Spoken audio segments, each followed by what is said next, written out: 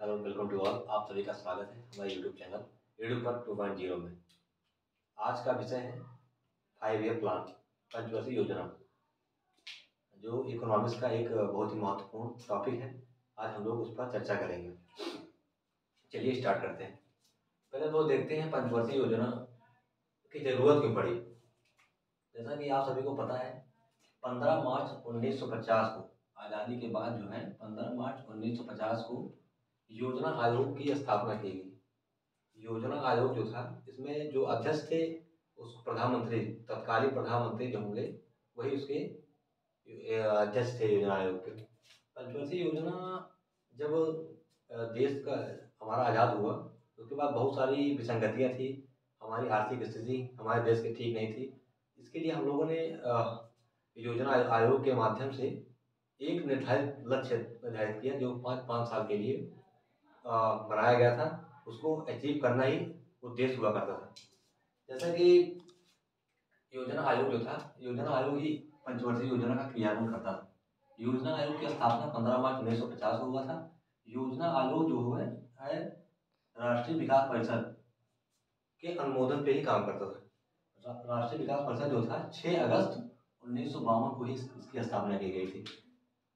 फिर वो देखते हैं कि पंचवर्षीय योजना कब से कब तक, कौन सी और उसमें क्या क्या हुआ था, उसके केंद्र बिंदु क्या क्या है, किस मॉडल पे आधारित है, आगे हम बात करते हैं। जो पहला पंचवर्षीय योजना पहली बारी आई थी वो 1951 में स्टार्ट हुई थी। 1951 से लेकर 1956 तक पहली पंचवर्षीय योजना ये थी, जो हैराल्ड डोमर मॉडल पे आधारित थी। इसमें सबसे ज़्यादा हमारे देश में खाद्यान्न की समस्या थी आज़ादी के बाद, तो कृषि को टारगेट किया गया। सबसे ज़्यादा इसमें जो टारगेट किया गया था कृषि पे टारगेट किया था। उसके बाद दूसरी जो पंचवर्षीय योजना थी, दूसरी पंचवर्षीय योजना 1956 में स्टार्ट हुई और 1961 तक 5 साल तक चली। जिसका जो मॉडल था पीसी महालनोबिस मॉडल पे आधारित था। जो पीसी महालनोबिस है यही सांख्यिकी के जनक कहे जाते हैं। जो सांख्यिकी है उसके जनक है पीसी महालनोबिस, जो है भारी उद्योग था इसमें। मतलब कि इसके अंतर्गत जो है 5 प्लांट जो शहर थे, स्टील प्लांट जो थे 5 स्थापित किए गए थे। उनमें से कुछ जैसे भिलाई था, राउरकेला था और जो दुर्गापुर था। इसमें परमाणु आयोग ऊर्जा जो है उसकी स्थापना की गई 1957 में।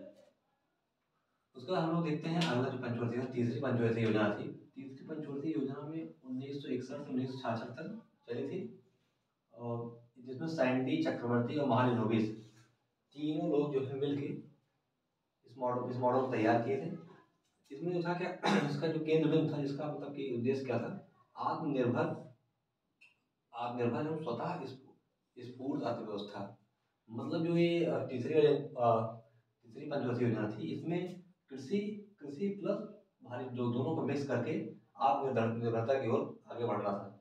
लेकिन ये जो योजना थी असफल रही। किसी कारणवश ये जो है योजना असफल रही। इसके असफल होने का कारण क्या था? इसके असफल होने का कारण 1962 में 1962 में इंडिया और चाइना युद्ध शुरू हुआ था। सबसे बड़ा कारण यही था। उसके बाद फिर 3 साल बाद 1962 में इंडिया पाक का युद्ध हो गया। तो इस जो तीसरी पंचवर्षीय योजना थी, इसके जो असफल होने का कारण क्या था? 2 युद्ध हो गए। 2 युद्ध हो गए तो आर्थिक स्थिति कमजोर हो गया हो, तो जो योजना थी, जिसका जो लक्ष्य निर्धारित किया गया था, उसको अचीव नहीं कर पाई। उसके बाद नेक्स्ट देखते हैं, तो तीसरी पंचवर्षीय योजना असफल रही, तो उसके बाद आर्थिक स्थिति को मजबूत करने के लिए 3 साल के लिए अवकाश दिया गया, 3 साल तक, जो कि 1966 से 1969 1966 से 1969 तक अवकाश रहा। कोई योजना नहीं चली 3 साल तक। इसमें जो है, क्योंकि इससे लड़ाई था, तीसरी पंचवर्षीय योजना का विफल था। उसके बाद इसी में ही हरित क्रांति की शुरुआत की गई थी। इसी में ही नॉर्मन बोरलॉग द्वारा जो है विश्व में, और जो है स्वामीनाथन द्वारा भारत में हरित क्रांति की शुरुआत की गई थी। अच्छा, हम लोग एक चीज देखते हैं, जैसे पंचवर्षीय योजना को हम याद करते हैं क्रम से, तो इसमें कुछ अवकाश है बीच बीच में। उनको सबसे पहले देखते हैं, इनको कैसे हम याद करते हैं, अभी उसके बाद आगे बात करेंगे। जैसे हमको देखना है कि पहला जो है, पहले फर्स्ट पे 1951 में स्टार्ट हो गया, तो 1, 3, 5, 7, 9 जो विषम और संख्याएं होंगी उसे घूम लेंगे। जैसे पहला 1 को मान लो, 1 काउंट ही हो गया, जो होगा दूसरा वाला तीन तीन एक विषम संख्या है तो 3 पे अवकाश होगा, 3 पे गैप होगा, जो गैप होगा 3 पे होगा। फिर उसके बाद फिर विषम संख्या क्या होगी, अगली 5 होगी। अगली विषम संख्या जो गैप हमारा देखेंगे 5 पे होगा, मतलब 78 से 80 जो होगा उसमें गैप हो जाएगा। फिर अगली हम लोग देखेंगे, फिर उसके बाद 1 के बाद 3, फिर 3 के बाद विषम संख्या 5, 5 के बाद फिर 7 ही आएगा। तो अगली विषम संख्या होगी 7। 3 बार जो है गैप हुआ है पंचवर्षीय योजना में, 3 बार अवकाश हुआ है। एक में रोलिंग प्लान था, एक में योजना अवकाश था। तो इसके लिए देखते हैं मतलब कि हमको याद करने का हमारा तरीका होगा, हमारे सिक्काओं से स्टार्ट करेंगे। एक बार हम 3 में देंगे गैप, फिर 3 2 5 मतलब जो विषम संख्या होगी, उसके बाद हम लोग 7 में देंगे, उसका कोई गैप नहीं है। फिर लगातार हम लोग काउंट करते जाएंगे। हाँ एक और है, जो चौथी पंचवर्षीय योजना है, चौथी पंचवर्षीय योजना के बाद जो है जो पांचवी पंचवर्षीय योजना है वो केवल 4 ही साल चली थी।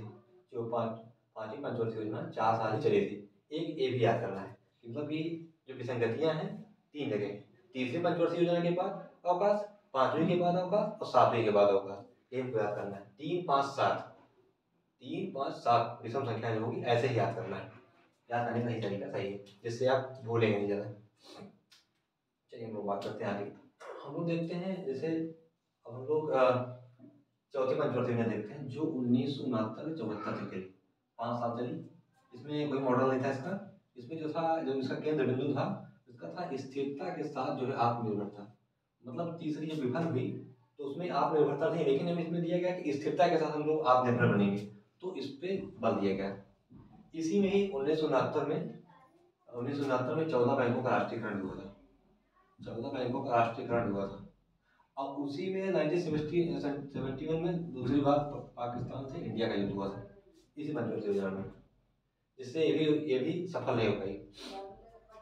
फिर हम लोग अगली पंचवर्षीय में चलते हैं, पांचवी पंचवर्षीय योजना में, जो कि 1974 से 1978 मात्र 4 ही साल चली, एक वर्ष पूर्ण समाप्त कर दी गई। क्योंकि जो सरकार बनी थी मोरारजी देसाई की, इन्होंने निर्णय लिया कि अब जो पंचवर्षीय योजना होगी, अब जो पंचवर्षीय योजना होगी वो 4 साल एक साल के लिए होगी। जो योजना बनेगी एक साल के लिए, पंचवर्षीय योजना को समाप्त करके एक साल का रोलिंग प्लान बनाया जाए। इनकी सरकार में उन्होंने ऐसा ही कर दिया, तो 4 साल में ही खत्म हो गई, मतलब 1 साल पूर्व भी, 1 वर्ष पूर्व ही समाप्त हो गई योजना। आपको मोस्टली ये भी याद करना चाहिए, जो अपवाद टाइप में है, जैसे 1 5वां हो गया, तीसरे में हो गया, 5 के बाद जो है जितने लिए 5 के बाद रोलिंग प्लान आ गया। 5वें में क्या दिया गया कि 5वें में बताया गया कि 4 ही साल थी 5वीं बैठक। और उसके बाद जो होगी 6वीं देखते हैं हम लोग। 6वीं में क्या है, 19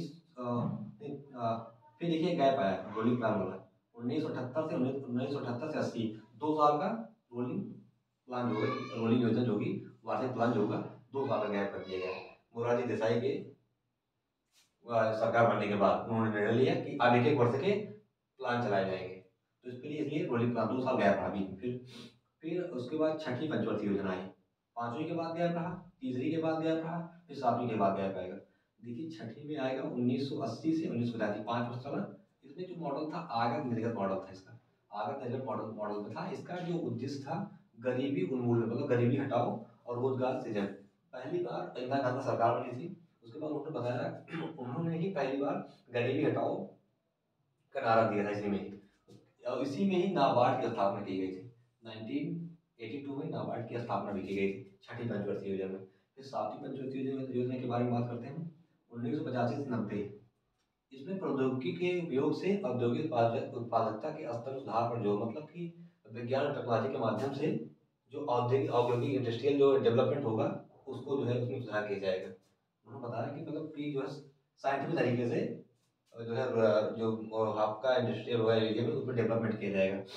फिर हम लोग देखते हैं इसके बाद 7वीं पंचवर्षीय योजना है। 7वीं पंचवर्षीय योजना के बाद फिर देखिए गैप, जो बताया था आपको पहले कि 7वीं पंचवर्षीय योजना के बाद गैप आया 1990 से 92, मतलब 2 साल का जो है आर्थिक संकट आ गया था। उस समय भारत में आर्थिक संकट आ गया, इसीलिए कोई 5 ईयर प्लान नहीं चलाया जाता। फिर उसके बाद जो है 8वीं पंचवर्षीय योजना आई। 8वीं पंचवर्षीय योजना 1992 से 7 तक, 97 तक। इसका जो मॉडल था डब्ल्यू मिलर मॉडल कहते हैं इसको। इसमें पहली बार मानव संसाधन का विकास पे जोर दिया गया, मानव संसाधन के विकास पर जोर दिया गया। फिर अगली पंचवर्षीय योजना जो होगी 1997 से 2002 तक, तो इसमें ये भी जो मॉडल था आगत निर्गत मॉडल था, आगत निर्गत मॉडल था। इसमें इसका जो केंद्र बिंदु था सामाजिक और न्याय के साथ आर्थिक विकास, मतलब सामाजिकता के साथ और न्याय के साथ आर्थिक विकास होगा। उसके बाद अगली पंचवर्षीय योजना है 10वीं पंचवर्षीय योजना। 10वीं पंचवर्षीय योजना अब लगातार कोई गैप नहीं है, 2002 से 5 में ऐड कर दीजिए 2007 तक। इसका कोई मॉडल नहीं था और इसका भी उद्देश्य जो था यही सामाजिक न्याय सेम ही था दोनों का, जो उद्देश्य जो था 9 और 10 का सेम ही था, सामाजिक न्याय के साथ आर्थिक विकास इसका भी था। फिर 11वीं पंचवर्षीय योजना देखते हैं हम लोग। 11वीं पंचवर्षीय योजना में जो था 2007 से 2012 तक, इसमें कोई मॉडल नहीं था इसका। इसमें था तीव्रता और अधिक समावेशी विकास, मतलब तीव्रता और अधिक समावेशी विकास था इसका केंद्र बिंदु। उसके बाद हम लोग चलते हैं अगला, जो लास्ट है जो कि 2012 से 2017 पंचवर्षीय 12वीं पंचवर्षीय योजना। इसका था वही सेम था, लेकिन थोड़ा सा इसमें एक चीज जोड़ दिया गया था, नया एक चीज नया ऐड कर दिया गया था, तीव्रता, संपोषणी और अधिक समावेशी विकास। ये संपोषणी एक नया वर्ड इसमें जोड़ दिया गया था 12वीं पंचवर्षीय योजना में। जैसा कि 12वीं पंचवर्षीय योजना के बाद जो 2012 से 17 तक के लिए बनाई गई थी, इसको जो है समाप्त कर दिया गया 2015 में। और 1 जनवरी 2015 को नीति आयोग की स्थापना की गई, जो 3-7-5 के मॉडल पे 3-5-7 के मॉडल पे आधारित है, जिसको थिंक टैंक कहते हैं, मतलब विचारणी संस्था है। इस पर कोई मतलब कोई काम करने के लिए पहले कोई काम अगर करना है अप्रूवल के लिए, थिंक टैंक के लिए यही काम करता है नीति आयोग। जैसा कि आशा करते हैं आप लोगों को पंचवर्षीय योजना समझ में आया होगा। एक बार हम फिर से रिवाइज करते हैं। पहली पंचवर्षीय योजना 1951 से 1956 हेराल्ड डोबर मॉडल कृषि पे आधारित था। दूसरा था 1956 से 61 महानिवेश भारी उद्योग पर बल दिए गए थे। इसके अंतर्गत 5 स्टील प्लांट भी खोले गए थे। तीसरी पंचवर्षीय योजना 1961 से 1966 तक साइंटी चक्रवर्ती महानिवेश और हाँ ये तीन लोग थे जो आत्मनिर्भर एवं स्वतंत्रता स्फूर्त अर्थव्यवस्था पर आधारित था, जो कि असफल रहा। कारण क्या था? 1962 में चाइना से युद्ध, 1965 में पाकिस्तान से युद्ध। उसके बाद 3 के बाद क्या 1966 से 1969 योजना अवकाश रहा। तीसरी इसका कारण क्या था? तीसरी पंचवर्षीय योजना का विफल होना। इसे भी हरित क्रांति की शुरुआत की गई। अब विश्व स्तर पर नॉर्मन बोरलॉग ने जो है इसकी शुरुआत की थी और भारत में स्वामीनाथन ने इसकी शुरुआत की थी। और चौथी पंचवर्षीय योजना 1969 से 74 तक स्थिरता और आत्मनिर्भरता और 14 बैंकों का राष्ट्रीयकरण। और इसी में ही 1971 में भारत पाकिस्तान का दोबारा युद्ध हुआ था। फिर 1974-78 इसको बहुत ध्यान देना है, क्योंकि ये पहली पंचवर्षीय थी जिसको 4 साल ही चलाया गया था, एक साल समाप्त कर दिया गया था मोरारजी देसाई की सरकार बनने के बाद, जिसका मॉडल था डीपी थर मॉडल। डीपी थर मॉडल निर्धनता उन्मूलन था, मतलब गरीबी हटाओ इसमें था। और इसके बाद जो है 1978 से 1980 जो था 2 साल का रोलिंग योजना था, जो कि मोरारजी देसाई द्वारा बताया गया था कि एक साल की योजनाएं बनाई जाएंगी, 5 साल की योजनाएं नहीं बनाई जाएंगी। फिर सरकार बनती है इंदिरा गांधी की। उन्होंने 1980 में जाती जो पंचवर्षीय योजना चली, उसमें आगत निर्गत मॉडल से गरीबी उन्मूलन के साथ साथ रोजगार सृजन पे भी बात किया। इसी में ही नाबार्ड की स्थापना की गई। फिर 7वीं पंचवर्षीय योजना 1985 से 1990 और प्रौद्योगिकी के साथ औद्योगिक उत्पादन के स्तर में सुधार पर जोर दिया गया। फिर अगली पंचवर्षीय योजना थी 7वीं के बाद एक गैप था, आर्थिक संकट के कारण अवकाश 1990 से 92 2 साल का था। तो 1992 से 97 अब लगातार जो है 5-5 वर्ष कोई गैप नहीं है, लगातार पंचवर्षीय योजना बढ़ेगी। 8वीं पंचवर्षीय योजना 92 से 97 डब्ल्यू मिलर मॉडल मानव संसाधन का विकास पर जोर दिया गया। उसके बाद 9वीं पंचवर्षीय योजना 97 से 2002 आगत निर्गत मॉडल पर आधारित थी, सामाजिक न्याय के साथ आर्थिक विकास था। 10वीं पंचवर्षीय योजना 2002 से 2007, इसमें भी वही सामाजिक और न्याय के साथ आर्थिक विकास था। 11वीं पंचवर्षीय योजना 2007 से 2012, इसका भी कोई मॉडल नहीं था, तीव्रता एवं अधिक समावेशी विकास इसकी जो उसका उद्देश्य था, तीव्रता एवं अधिक समावेशी विकास था। 12वीं पंचवर्षीय योजना 2012-17, इसमें भी तीव्रता संपोषणी और अधिक समावेशी विकास था। इसके बाद योजना आयोग को समाप्त कर दिया गया, 5 ईयर प्लान को समाप्त कर दिया गया। फिर वर्तमान में नीति आयोग काम कर रहा है, जो 1 जनवरी 2015 से प्रभावी है। वीडियो देखने के लिए बहुत बहुत धन्यवाद।